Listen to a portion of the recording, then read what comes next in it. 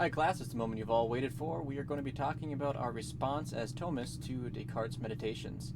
So we're just going to go right in order that we presented them earlier in the semester, and we'll start with Descartes' first couple meditations here. So to begin with, let's address a few ways that Thomists can respond, or at least contrast the methodology employed by Descartes. So Descartes is seeking after a universal method. And the kind of method he's looking for is one that offers perfect certitude and can be applied to every discipline of study. It doesn't really matter what you're studying. If you apply Descartes' method, according to Descartes, you're going to be coming away with absolute certainty with your conclusions. And now, this is a noble goal. This would be a wonderful thing to be able to achieve, but it's kind of naive and impractical. And here's a bit of a Thomistic response here. So what Descartes' trying to do is simply impossible. He's looking for absolute mathematical certainty with respect to everything about the world. And as it turns out, well, we're limited things, and since we're limited things with limited intellects, I might add, the possibility of making mistakes is very high.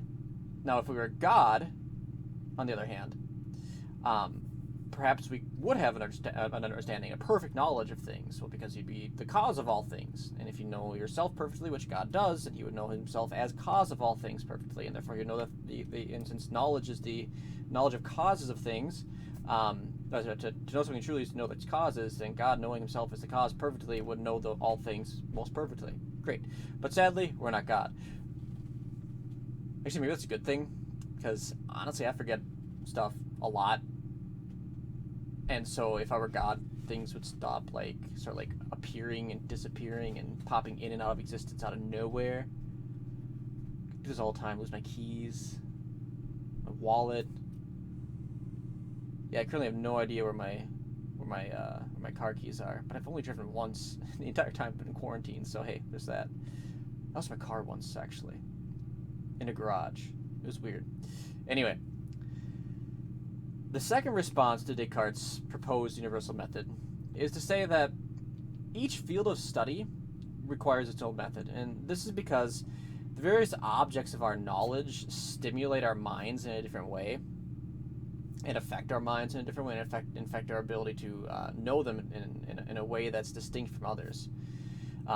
And typically, and therefore knowing powers, typically each science somehow falls into one of the three broader categories of physics, mathematics, or metaphysics, at least on the Thomistic schema. And so physics studies material things, physics studies changing things or material things insofar as they're in motion or insofar as they're in the act of changing or they're in the motion of changing. And here what it does is it abstracts from the individuals that we experience in our everyday life, but it abstracts from them insofar as they are changing things. But either way, and so how does change work? What is act and potency? What is form and matter? What are the very boundaries of what it means to be a physical material thing? What are the contraries of the science? Form, matter, efficient, formal, final causes, those sorts of things, all play a role in the study of physics or the study of natural philosophy. How does the natural world work on the broad edges? And that's just a very big overview of what natural philosophy does for us. Now, if you want to specify that a little bit more narrowly, if you want to make that a little bit more narrow, you can look to something like the special sciences such as biology. Now, biology stimulates the intellect in a way that in a way that's different from the philosophy of nature in general, because what the philosophy of nature in general does is it studies all kinds of moving things, all changing physical material things, insofar as they're changing physical material things. So it would include something like the study of life, or the study of evolution, or whatever else you might want to study within that field. But what we do is as we're studying living things, we're cutting off other considerations. When you're studying biology, you're not terribly concerned about researching astrology or astronomy. You're certainly not concerned about researching astrology, and vice versa. If you're studying astronomy, you're more concerned with the stars and the motions of the heavens rather than how things and how life and plants operate here on Earth. And so each field of study requires it comes from a different object of our study, and so it's going to take a different approach. And so physics studies a different thing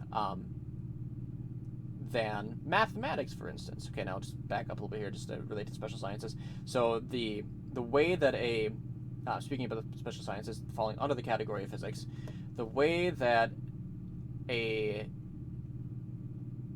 doctor who is a epidemiologist studies his science, his object of knowledge, is radically different than the way a chemist approaches building some sort of or constructing some sort of new weapon. If it's a weapons engineer, a weapons engineer is going to study his object by mixing chemicals together and hoping things explode in a spectacular fashion.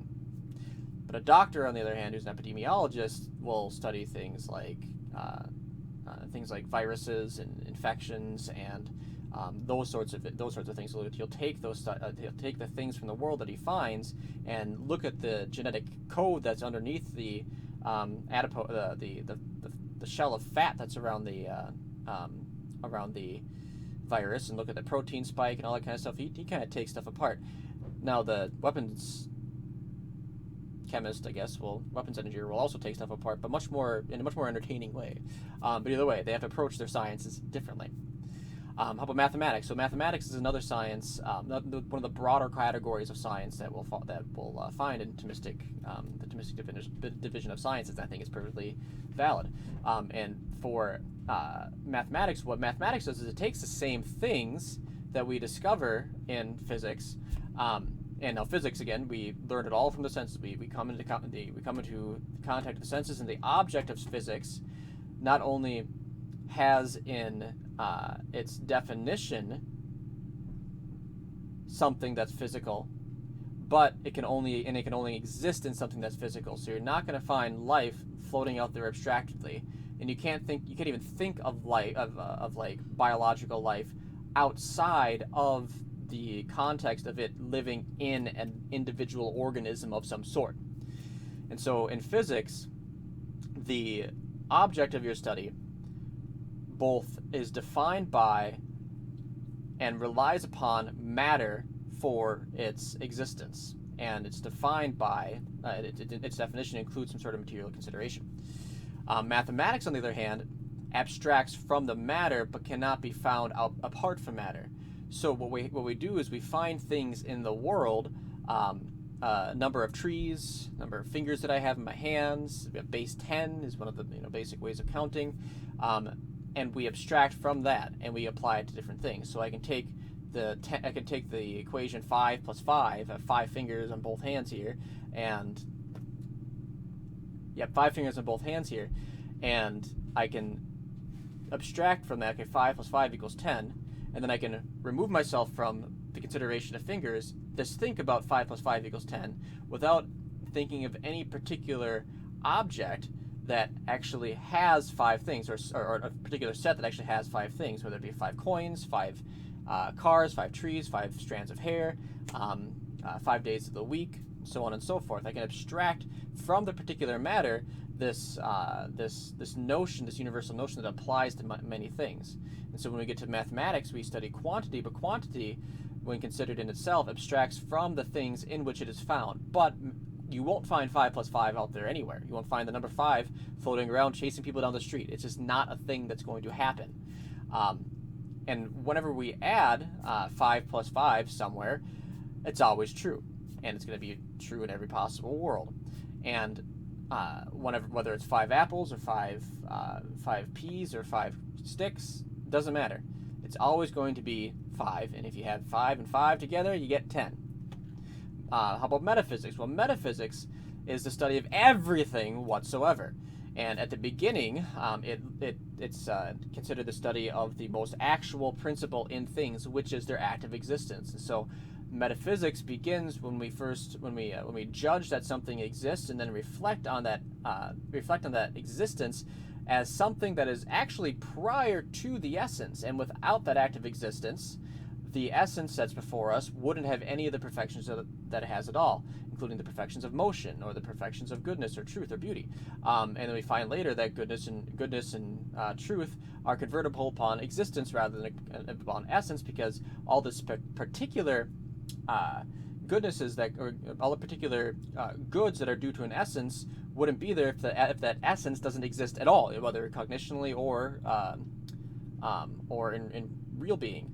And at the end of metaphysics, we also encounter things that exist that aren't only defined by not being in matter. Like, for instance, 5 is not defined, in its definition, is not 5 quarters or 5 fingers or 5 dimes or 5 apples, but rather 5 is just the number 5.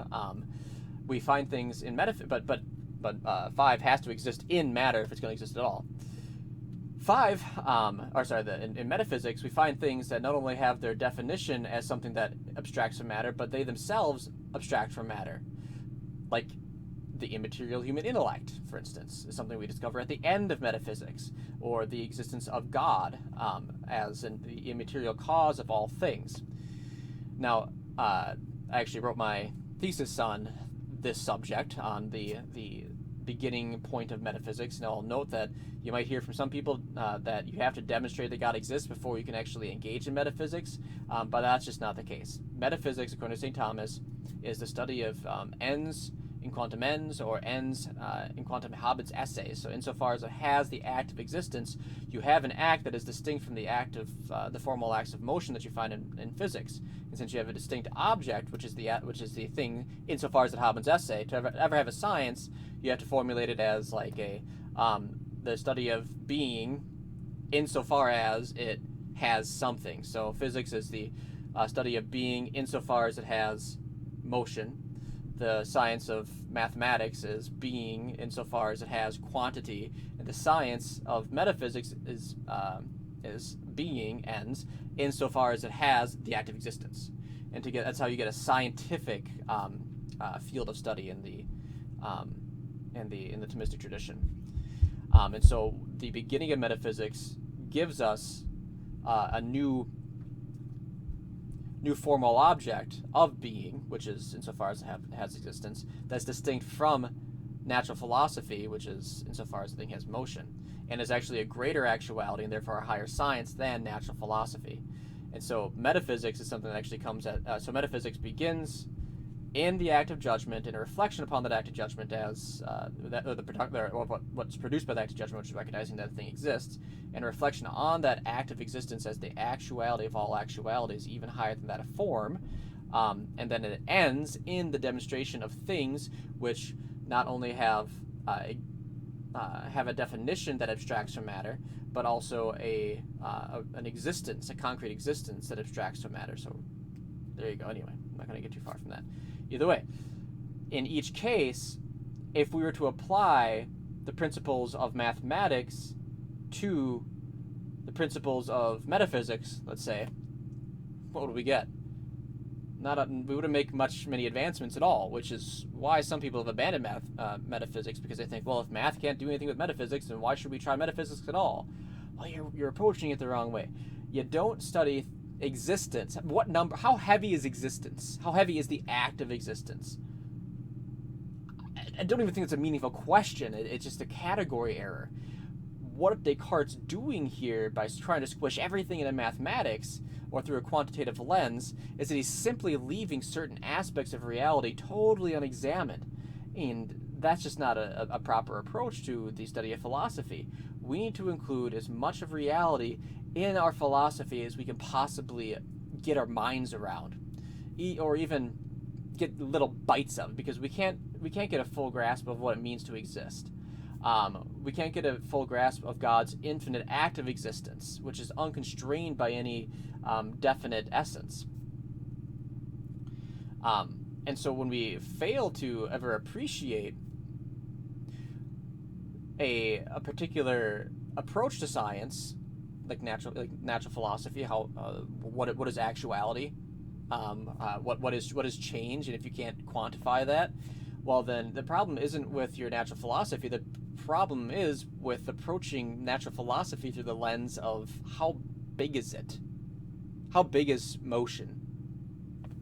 Which motion are you talking about? Motion considered in itself doesn't have any particular size. All we can say is that it has it has two termini. What's the Latin for it?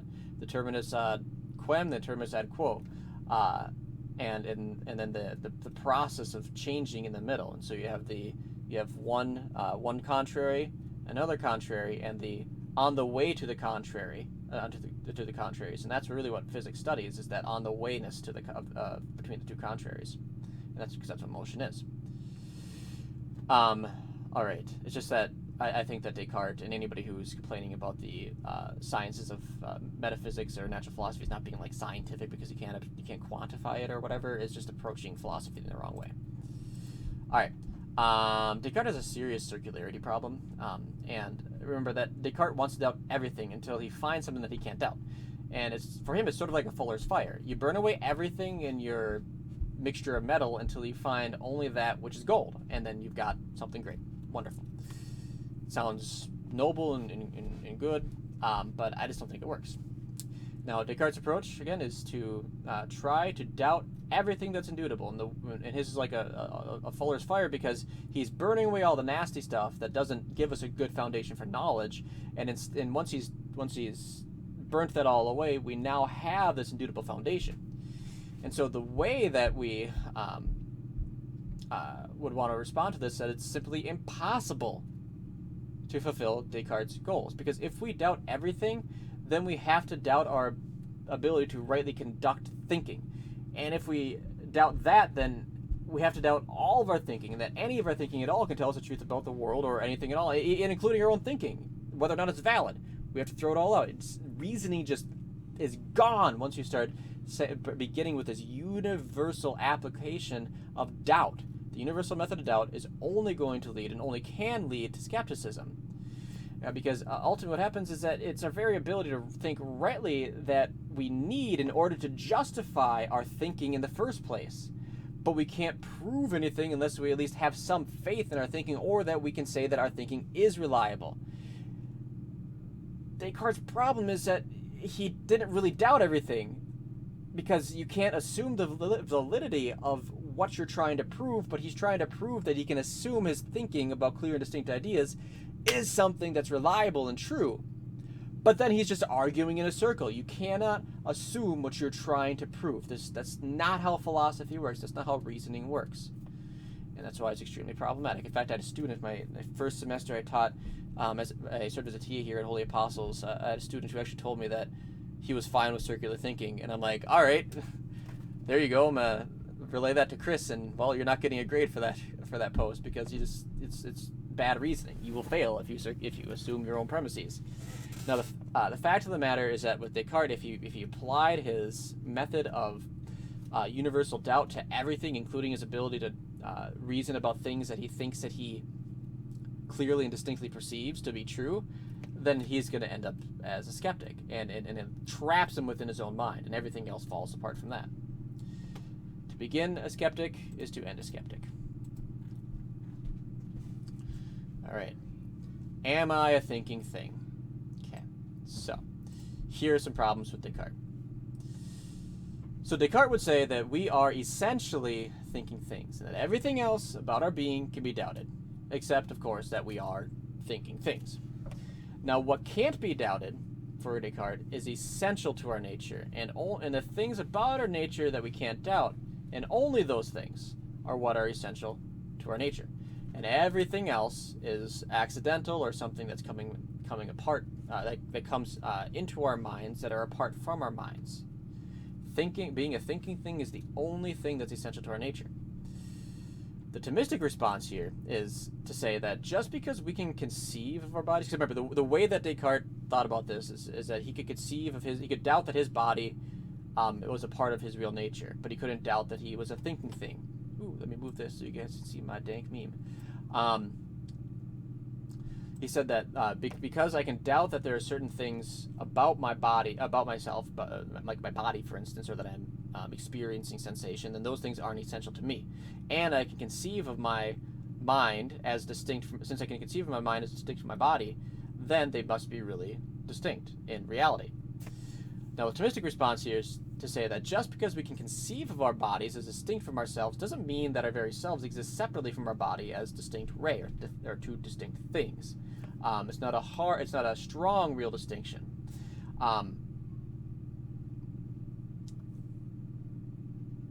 As opposed to a weak real distinction. A weak real distinction being one like the distinction between matter and form in a thing. So we can consider abstractly matter and form, and in the way that matter and form interact with each other does show that within a material object there is the matter of the thing and the form of the thing taking on different roles, with the matter being the principle of change, the principle of concreteness, the principle of individuation, and the principle of potency within the thing, and the form being the principle of actuality, which organizes it to be a certain whole, and to give it the characteristics and powers that are found in it. And so when you have a tree, you have tree form and tree matter, and they're not two different things. They're the same thing, but two principles of that same thing, two different two different aspects of how it is operating within itself. And we can conceive of these things and recognize them as really distinct but not separate. Or we could also consider some things as distinct but distinct in notion. So there's not a real distinction. It's only a logical distinction. You can think of a distinction between Clark Kent and Superman. They are essentially the same guy. They're the same substance, individually the same person. But once he takes his glasses off, he's Superman, and once he puts his glasses back on, he is not Superman. He's Clark Kent again. In any case, just to simply be able to conceive of something as distinct doesn't mean that it actually is distinct. And it's the same thing to be able to. I'll jump to that in a second. You can think about, or you can think about Pope Francis.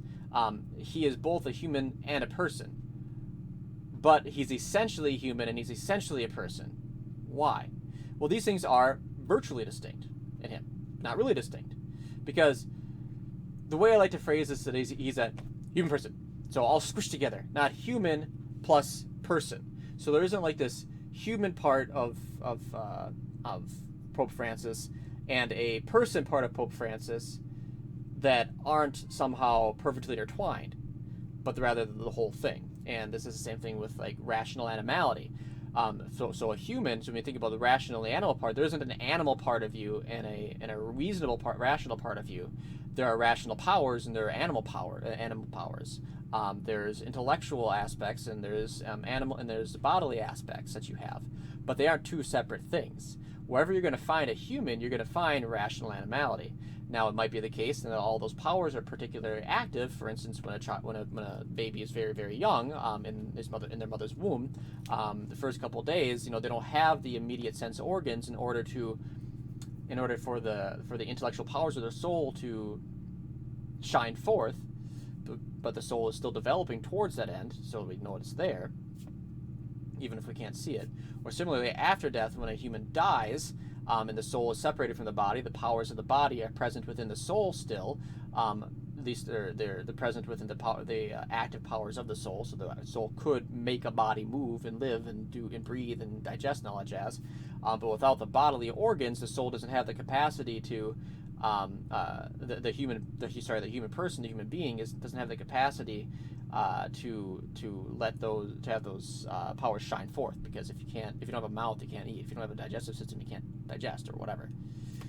And we see the same thing with the circumference of a circle and its radius. They're both essential to a circle, but we can still make the distinction between them in the same way we can say that the animality and rationality are essential to a person equally, a human person, but we can only say that is a distinction virtually, which is a distinction that's only logical, so it's a distinction we make in our mind, but it's a distinction that's based off of something in the real world, in the way that we see things operate. Now, the last point here is to say that that simply being able to doubt that a quality is real doesn't imply that something isn't actually real. And this doesn't apply that it's not part of the essence either of whatever object we're considering. And just because I can doubt something in the beginning of my studies also doesn't mean that I can't resolve that doubt, or I shouldn't doubt it at the end of some other reason. Or maybe I should doubt it at the end of reasoning. Or maybe I shouldn't doubt it at the end of my reasoning. Here's the thing. We need to be very careful about making abstractions, about making abstract distinctions in our minds and then imposing them on the real world. Because this gets stuff backwards. We don't impose our ideas onto reality or judge reality by our ideas. Rather, we learn from reality, we take it into ourselves through the senses, and then break it apart and try to figure out how it works. And sometimes, in order to do that, we need to make the distinction between rationality and animality, so we can see that animality is something that's common to both men and dogs and birds and worms or whatever, but that rationality is something specific to man, to see the difference between all of them, so you can understand that science better, the science of biology or whatever. But that doesn't mean that in man there's this like rational hunk and then there's this animal hunk. No, that's just not how that necessarily works. Because you take away a person's rationality, they're not a human anymore. You take away their body, well, they're not a complete human anymore either. They're dead. And a human being has to be alive. But be very careful about this. Just because we can conceive of something as distinct in notion doesn't mean it's distinct in reality, which is where I had this cool little meme here. It comes from Revenge of the Sith. Did you ever hear the tragedy of Darth Angelicus the Wise? Darth Angelicus, of course, being St. Thomas Aquinas. Anakin says, no, I would expect. I wouldn't expect so. It's not something contemporary philosophers would tell you about, which is true. A lot of contemporary philosophers simply ignore or totally misrepresent or misapprehend St. Thomas Aquinas. But then, Palpatine here saying he was so powerful and wise that he could judge when something was distinct in notion but not in reality. Is it possible to learn such power? Not from an analytic. This is one of my criticisms of analytics, is that they very often will do things where they come up with all these like different experiments in their mind about modal possibilities to discover whether, like, for instance, one of my big criticisms here is a philosopher will try to understand what's possible for us to say about a thing in various possible worlds. We can say about a thing in various possible worlds. Is it essential for me as a human being to be in some other is it possible for humans in some possible world not to have rationality? Well, you can go through the process of that, and then you can eliminate certain things. Maybe it's rationality to a particular degree, or maybe it's rationality, but then I have a different sense organ. I have a different organ for that. It's not my brain, but rather it's like a neural network that goes through my whole body or whatever. And so what the problem here is, and so what they do is will say, okay, well, maybe having a brain or whatever is not essential to being a human being. The problem with this is that whenever we start engaging in modal logic and start talking about possible worlds, what we're doing is we're starting within our minds, and we're kind of like dividing everything that we can think about, and sort of like what Descartes does. This is all fine to kind of try to get to the root of what it means to be a human, which is to be a rational animal, and however that turns out to be is however it turns out to be.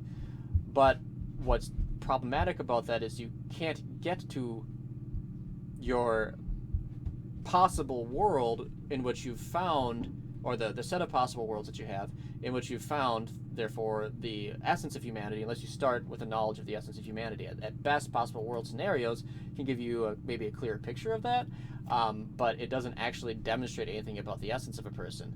Rather, you have to, in order to understand the essence of a thing, it has to begin in your senses. You have to encounter it somehow.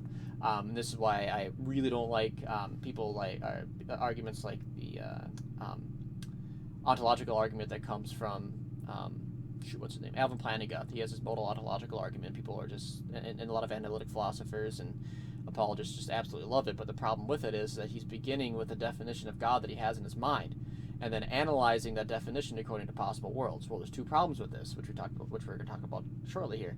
First, he's beginning with cognitional being, so that even if his intention is to think about real being, the the content of his mind still only has cognitional being. And then he's trying to argue somehow that from this cognitional being, he is, and then analyzing to see if there's any possible world where this thing could exist, and he says it's necessary to exist in every possible world.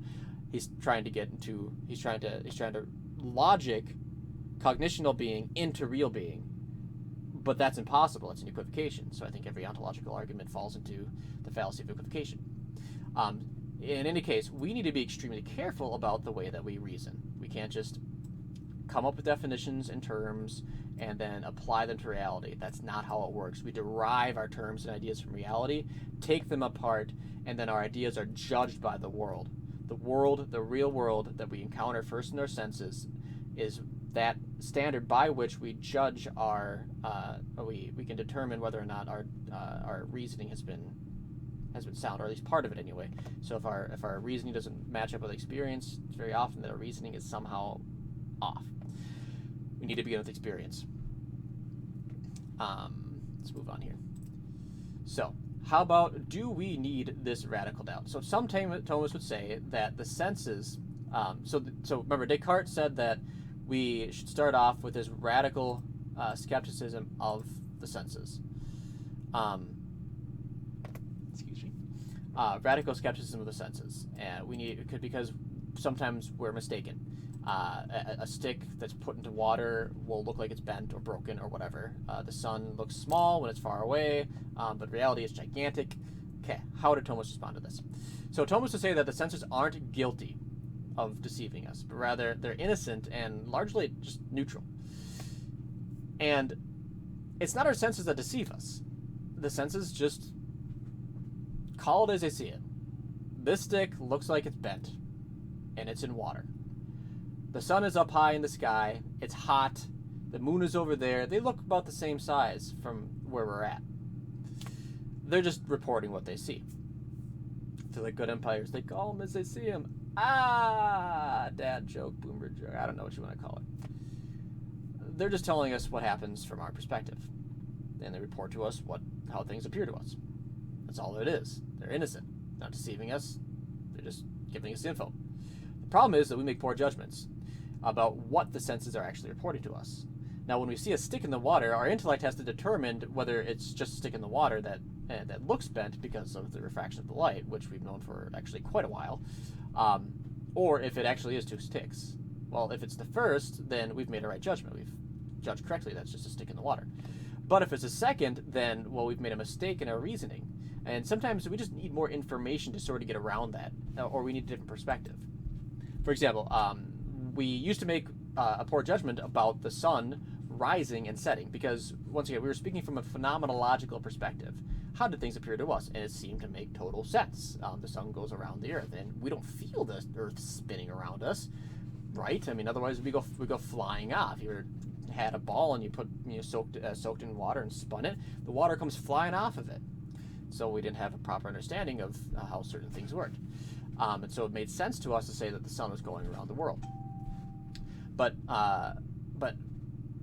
this is just how it appeared to us, and we didn't have the right information. Now, given this, we made a wrong judgment about the relationship between the motion of the sun and the motion of the earth. It's not the senses that deceived us. We just didn't have the intellectual information, or we haven't developed the right methods and instruments to be able to peer beyond what is immediate before our senses in the way that we perceive things in our natural state. And once we were able to develop telescopes, or we were able to actually even do better with mathematical modeling and understanding the way that the sun moves and understanding how the world relates, how the world around us operates, we were able to look beyond what simply appears to us. We were able to go beyond what is reported to our senses and peer into a deeper reality that's not immediately evident to us. For instance, such as the Earth, the sun, the appearance of the sun going around the Earth isn't because the sun's going around the Earth, but because the Earth is spinning around. It's because of the rotation of the Earth. And that the reality is that the sun is relatively stationary, although yes, it does also orbit the giant black hole in the middle of it's like Sagittarius something or whatever, giant black hole in the middle of the Milky Way galaxy, and that our galaxy appears to be orbiting, or at least at one point was orbiting something itself. Recently discovered that there's like a concentric series of cycles that the galaxy seem to be moving in. Anyway, so these are all sorts of things that are corrected when we have more information provided to us by the senses, and we are able to reason beyond the appearances of the senses and be able to abstract things like mathematical, like the quantity and whatnot, and be able to see a reality that's just beyond what we can sense. One of the things that we have to learn from this is that we have to be careful not to admit a greater degree of certainty with regard to our sense experiences than was warranted by our sense experiences. And in that case, we're going to tend to avoid error. What we need to do is only admit certitude insofar as it's justified by the sense data when we're talking about the physical world. Now, Thomas will also say that unless we begin by assuming that we actually make contact with the real world through the senses and consider sense experience as something that's reliable, a reliable communicator of knowledge, then we're going to be stuck in our own minds. If we reject this, we get stuck in our own heads, and we can't reason about the world in very meaningful ways. So instead, what we end up with is an analysis or a kind of psychology, or actually better yet, logic, because that's all we do. That's what psychology and logic do. It studies how ideas relate to each other. Now the problem is that then we're not reasoning about the world outside of our minds, and we're not really doing philosophy anymore, and the empirical sciences become impossible as well. Or at least they become meaningless and subjective. All right, let's move on to next here. Criticism of the third meditations. All right, so, all right, so remember one of the objections to Descartes was that his idea of the infinite was simply a negation and of something finite. And his response was to say that no, it's actually the other way around, that our idea of the finite is actually negation of the idea of the infinite, or it's a subtraction from it, because you need to know the perfect before you can know the imperfect. I don't think this is adequate, and here's why. Any thinker, and if you're going to be going through the Cartesian process, you know that you are a limited being, and that's where you start. You start with, I think, therefore I am, and the very first thought you have is that you are a limited thing. Because if you weren't a limited thing, if you were unlimited somehow, then it would be the case that you would never actually have any doubts. Because if you were unlimited, then there's nothing that you couldn't get your mind around. If you were unlimited, then you could understand everything. You wouldn't have any doubts. Now, since it's the case that Descartes finds himself in a state of doubt, then he can't be a limited thing. And it's only later that he comes to discover within himself the understanding of God as an unlimited reality. But what's problematic here is that even as limited things, we don't have an unlimited understanding of an unlimited reality. We only have a limited understanding of an unlimited reality. We understand God better through a negation than through affirmative propositions. So how do we understand God? Well, imperfectly, that's how. We get imperfect knowledge of God by understanding his effects and by saying what he's not like, and then understanding that, then speaking analogously of him according to how we can understand his relationship to the effects that we find in the world. But since our idea of God is ultimately limited, finite, and imperfect, then our idea of God doesn't actually require an infinite cause. And so the very fact that we have a finite idea of God cannot be used to prove that God exists. And so there's two things going on here. So first, that Descartes begins with himself as a limited thing, and then it's only after that he finds in himself an understanding of the limited God. So he will find in himself this idea of finitude. He'll realize, well, I doubt, and so his beginning point of being doubt shows that the very first thing that he knows is something limited, because if he were unlimited, he wouldn't be able to doubt. Secondly, we don't actually have an infinite idea of God's infinite nature, but only a limited idea of God's infinite nature. So our finite nature is more than capable of producing a finite idea about an infinite reality. Great. Now, the most damning aspect of Descartes' errors is the Cartesian circle, which we just talked about a little bit. So and then it's going to be pretty similar. The whole point about proving the existence of God is to show that he is not a deceiver, because if God is not a deceiver, then we can be sure that we are not deceived with respect to what we see, think, and perceive clearly. How can I trust my criterion of truth if God is a deceiver? Well, If he's not a deceiver, then I can trust my criterion of truth. But if he is a deceiver, then I can't trust my criterion of truth. But again, here's the problem. Descartes' entire method of proof here depends on him having a clearly and distinctly perceived idea of God. Descartes examines what he thinks to be a clear and distinct idea of God as being as a being which has unlimited and infinite perfections. And he thinks that he conceives of this, but the whole point of his project is to demonstrate against the skeptic that we can trust our judgment about clear and distinct ideas. In other words, he's using clear and distinct ideas of God to show that our clear and distinct ideas in general are reliable without having first proved that our distinct ideas about God are reliable in general. Because that's his whole goal. It's circular reasoning. He can't demonstrate the existence, his clear and distinct idea of God is, first of all, true, because he doesn't know that his clear and distinct ideas are reliable at all. And if he can't do that, then he can't prove anything about God. If he can't prove anything about God's essence, the whole project falls apart, including the project of him demonstrating like the reliability of the senses, the essence of man, all that kind of stuff. And most philosophers will think that it's this error of circular reasoning that essentially destroys the overall validity of Descartes' project. So the project falls apart because of this. If we can't trust our reasoning capacity, then we cannot go on to use reason to prove that God exists, nor can we prove that God is good and that he's not a deceiver, and therefore we can't argue that our senses transmit to us something real about the world. And so skepticism, yet again, traps us into skepticism. If you begin as a radical skeptic by doubting everything, that's all you're going to end up with. You're going to end up with falsehood. You're going to end up with not knowing anything about the world that you live in. And if we doubt that we can rightly think and search for truth, then we can't think our way out of that. So Descartes' approach to God and philosophy just simply doesn't work.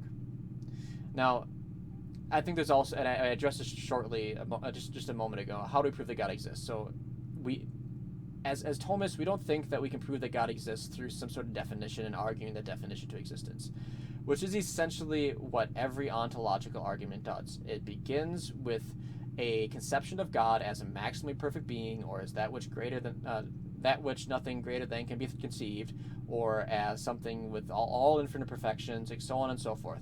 We can propose those ideas, and that's great.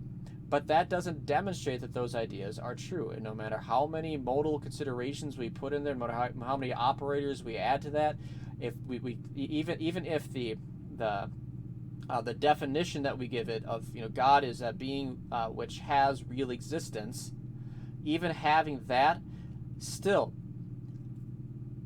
the definitional content is real existence, is what you're calling. So the definitional content of the essence is real existence, but the metaphysical content is cognitional existence. No matter how strongly you emphasize that the definition, the logical consideration you're giving it, is real existence. So I can say that God is that in which essence and existence are identical. Essence and real existence are identical. Great. Now I have that logical conception of God. How do I prove that? I have to be able to somehow go beyond the definition and show how that definition is something that subsists in reality. But you can't do that because you'll be equivocating on the content, the metaphysical content of your idea, of your definition. You can't move from cognitional existence to real existence. It only goes the other way around. In order to demonstrate the existence of God, in whom essence and existence are identical, you need to begin with the right premises. Remember, in St. Thomas's Summa Theologiae, when he addresses the arguments for God's existence, what does he do? Well, his aim is to demonstrate the God of Abraham, the God of Isaac, the God of Jacob. He begins by saying, in his sed contra, on the contrary, God says in Exodus 3:14, I am. And so he's trying to demonstrate this first cause of, and this ground of reality, which is essentially existence itself, the fullness of the perfections of the act of existence. And so in order to get there, we need to begin in the right spot. And so that's why, again, I say that St. Thomas's approach to metaphysics, because metaphysics is a science in which God, the demonstrations of God's existence are to be found, he begins by looking at the existence of things and keeping his eyes keenly affixed to that. And it's not the existence of things in our own minds, but rather it's the existence of things that we encounter in the real world through our senses. So he begins with the existence of motion in the world. He begins by things coming into and going out of existence in the third way. He begins by certain things being in directed motion from one degree of its own existence to another degree of its own existence. An acorn is a sapling is less of an oak tree than a full-grown oak tree. It doesn't realize the fullness of what it means to exist as an oak tree until it's matured. And that's how St. Thomas's fifth way works. It points towards the fullness of the existence that can be found within an oak tree, and then looks at the active existence and says, "Wow, this thing, this oak tree, this man, this cat, whatever it is not something that produces its own existence, because its essence is something that excludes existence. Otherwise, we wouldn't find it coming in and out of existence. Otherwise, we wouldn't be able to understand the essence of the thing apart from its real existence," and so on and so forth. And so we have this distinction between the thing's essence and its existence, and we see this distinction playing out in reality, because if the thing was identical to its own existence, then it would have the fullness of what it means to exist already at work within it from the very beginning. But since that's not the case, and we see that it grows in the fullness of what it means to be that thing, we can see that it's caused by something else, and that its existence is caused in it by something other than itself. And ultimately what we find is that whatever causes existence, because whenever you have a cause, an efficient cause operates between two contraries. I lift a thing from down to up, so to speak. It has to have the capacity to move between the patient, the thing that's being brought into reality, from one contrary to the other. And the contrary to existence is non-existence, and the gap there is infinite. And so whatever moves something from infinite existence across that gap and continues to hold that thing across the gap is going to be itself something with unlimited power, and anything with unlimited power has no constraint on its way of existing. And so that means that its essence, what it is an active existence in the ultimate, in an infinite sense. And so it is all the perfections of the active existing. And that's how we get to God. That's how we get to God in a Thomistic model. It's not through looking at the Kalam cosmological argument. It's not looking through a moral argument. It's not looking through it's not going to be looking through our own ideas of God, but rather we have to begin with the existence of things in the real world and their causes. And so instead of an a priori approach to the existence of God, like Descartes and like many contemporary philosophers take, St. Thomas, and I think this is the right approach, will look at the world as it exists around us and examine it from that point, and begin with real existence, and from that real existence we take into ourselves that real existence, and then that real existence subsists in us cognitionally. But then we're able to, because we began in real existence, we'll be able to reapply it to the world that's outside of our minds. So if you begin with real existence, you can end with real existence. If you begin with cognitional existence, you can only end with cognitional existence. Because the content, even if the definition is the same in both cases, the content, the metaphysical content, is different from the logical content. The logical content of God is that in which essence and existence coincide. That's a definition. But we can't get there unless we've demonstrated it. And we can only demonstrate it.